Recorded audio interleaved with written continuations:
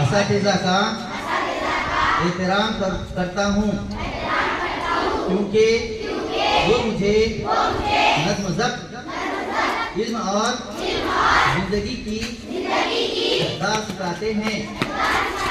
मैं अपने स्कूल के उसूलों पर अमल करूँगा और एक जिम्मेदार महज़ीब शहरी बनने की कोशिश करूँगा।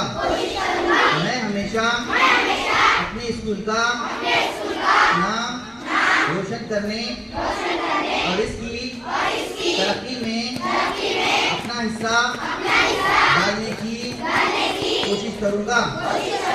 मैं अपने स्कूल के तय अपनी वफादारी और लगन का इजहार करता हूँ और इसके कवानीन की पाबंदी करूँगा। मैं स्कूल की तरक्की और पेशरफ्त में एक फ़ाल हिस्सेदार बनूँगा। हाथ नीचे।